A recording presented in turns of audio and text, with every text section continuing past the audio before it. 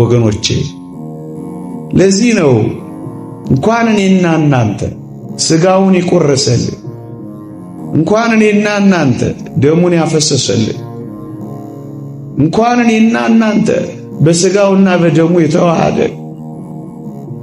እንኳን እኔና እናንተ ራሱን ሰጥቶ የከፈለልን የምድር አፈር እንኳን ሳይቀር እግዚአብሔር እጆች ውስጥ ጠቃሚ ሆኖ ነበር። ወገኖቼ እመነኝ፣ ዛሬ ደካማ ትሆናለህ።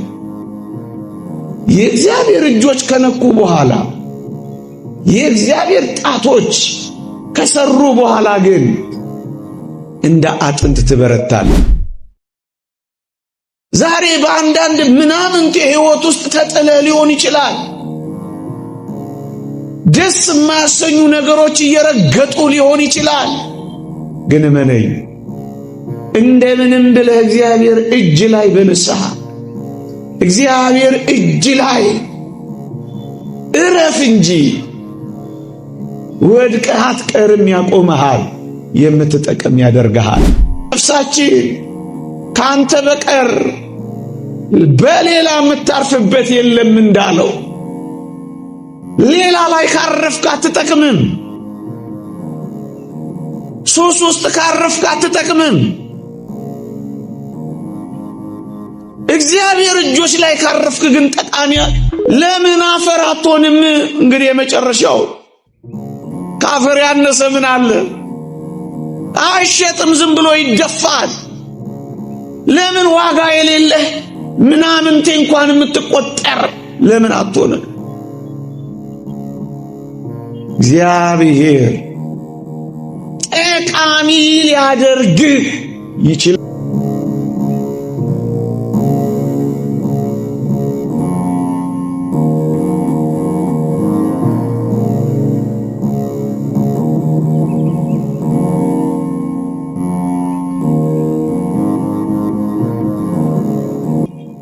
እኛ ከእግዚአብሔር ጋር እንኖር እንጂ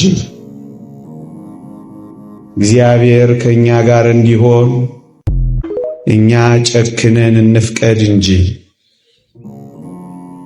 እኛ የእግዚአብሔርን ፈቃድ ለመፈጸም እንበርታ እንጂ እኛ እግዚአብሔር የማይፈቅደውን ለመተው እንጨክን እንጂ እንጠቅማለን። አንዳንድ ጊዜ ብዙዎቻችን ራሳችንን እንደማንጠቅም አድርገን መቁጠር እንጀምራለን። በሥጋዊም በመንፈሳዊም ኑሯችን ያሰብነው ነገር አልሆን ሲለን ከርመን በቃ እኔ አልጠቅምም ብለን እንደመድማለን።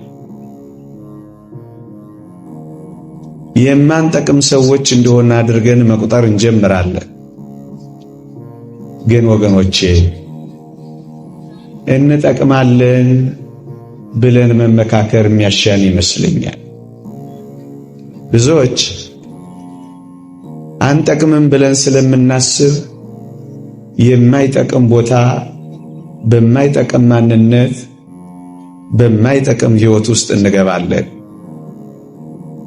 ግድ የለም ኦርቶዶክሳውያን፣ ቅድም እንዳልኳችሁ ከእግዚአብሔር ጋር እንሆን እንጂ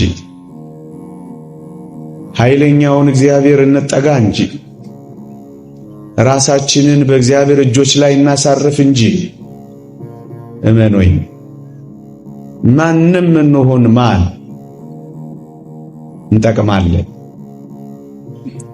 በዕድሜ ያረጀን፣ በሽበት የባጀን፣ በጉልበት የደከም፣ በሐሳብ የባከን ለምን ምናምንቴ እንኳን አንሆንም? ግድ የላችሁም።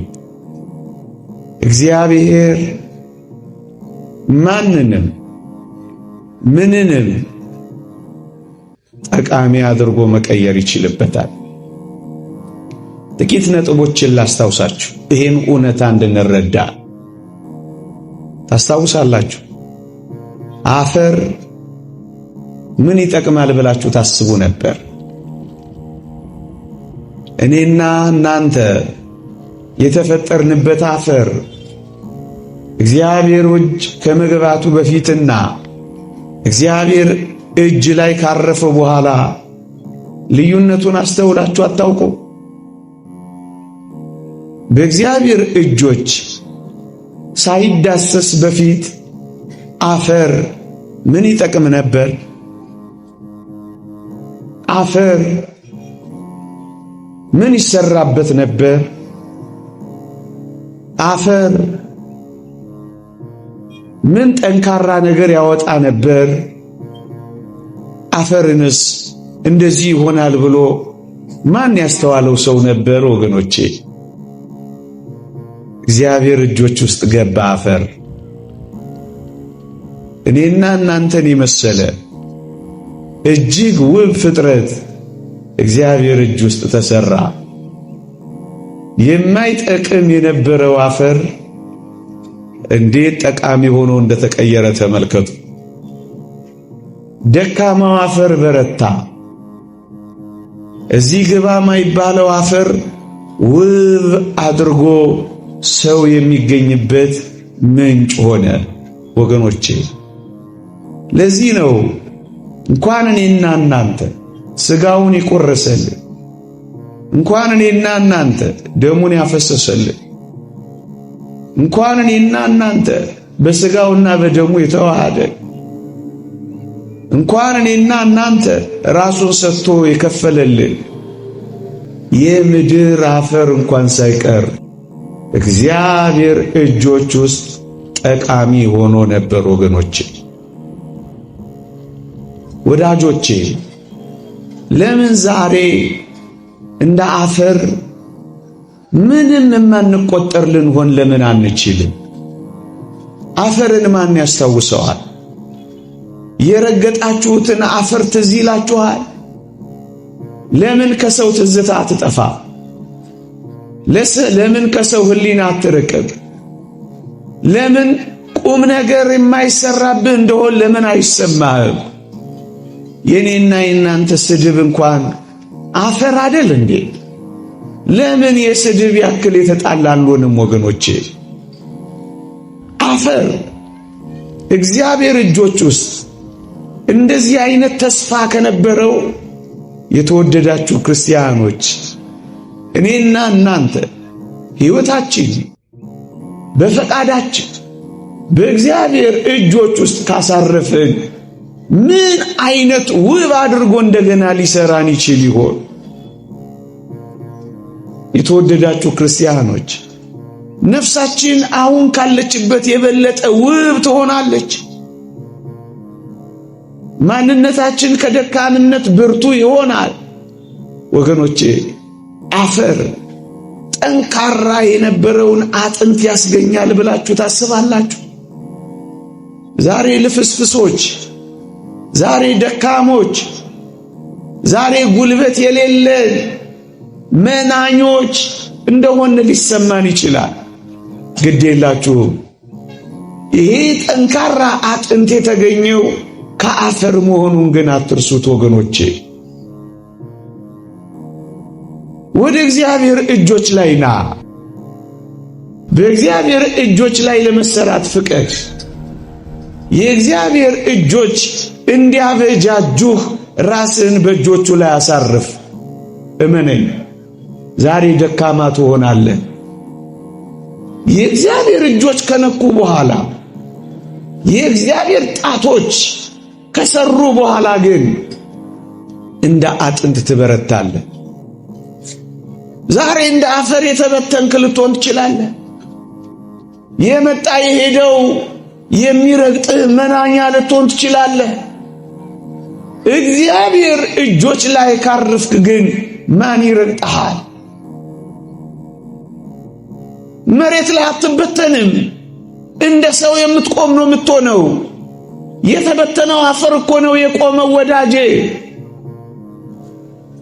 ዛሬ በአንዳንድ ምናምንቴ ሕይወት ውስጥ ተጥለ ሊሆን ይችላል። ደስ የማያሰኙ ነገሮች እየረገጡ ሊሆን ይችላል።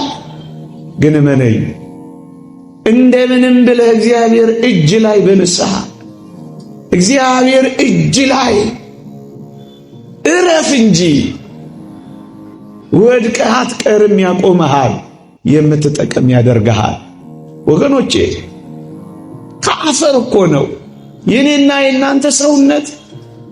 ያጠኑ ሰዎች እንደሚናገሩት ከ6 በላይ ፋብሪካዎች አሉ ይላሉ በኔና በእናንተ ሰውነት ውስጥ። የነርቭስ ሲስተም፣ የኤሌክትሪክ ሲስተም፣ የውሃ ደም ቅዳ ደም መልስ ሲስተም። አጥኚዎች ሲናገሩ እንደ ፋብሪካ ይሆናሉ እኮ ነው የሚሉት።